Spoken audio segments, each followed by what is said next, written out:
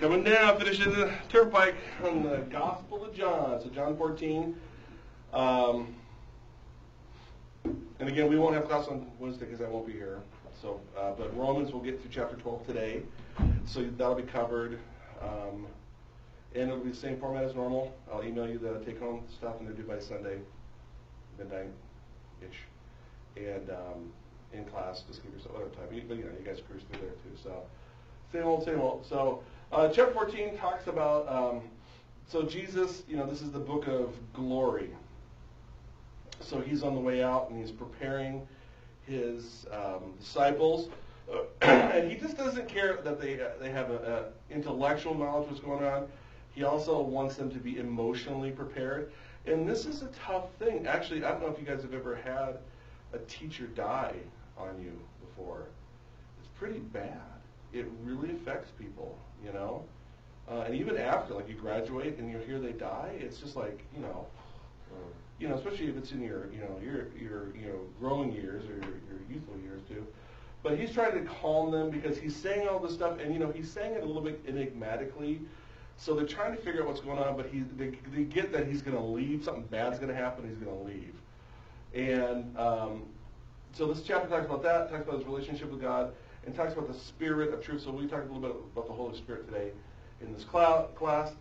So this moment is basically a counseling session with them, and he's trying to give them hope. And he's like, and it's not, we like to be comfortable, right? Which means irritation and fear-free. It's not the stuff he's given them. He's just saying, this bad thing's going to happen, but, even though I'll be gone for a while, I'll come back. And when I go, things are going to be so much better than when I'm here. Which, by the way, could they even believe that? They're like, well, when you're here, everything's amazing. And he goes, it's going to be better than that. And they go, how can that be? So he goes, I'm going to heaven, and I'm going to prepare rooms for you. I'm going to ask my dad. I'm going to ask Yahweh, the Father, if I could do this, okay? Now, modern liberal theology right now says it's not about heaven. It never was about heaven. You got to stop thinking that way. It's only about doing social good on the earth right now. That's what they say. Is that what that indicates? Is that what that indicates? Doesn't it indicate it's about being with God? It's about being united with God. He goes, in my Father's house. Where is God's house? Is it on earth?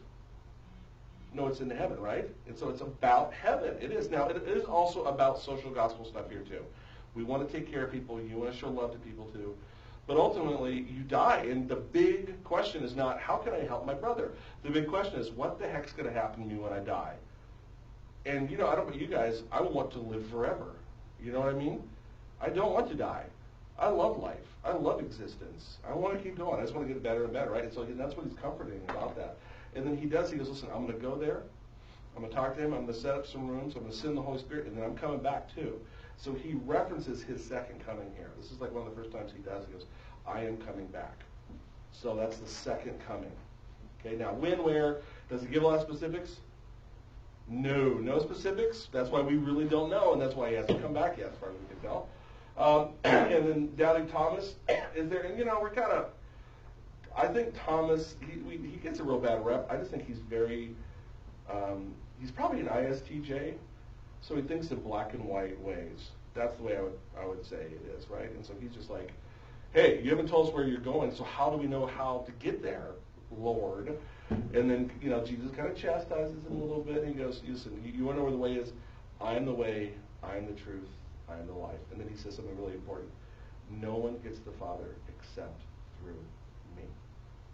Right? And that's exclusivity. That's what that is. Progressives hate that. And actually, the really dumb thing is, though, who did Christ die for? According to Scriptures. Everybody.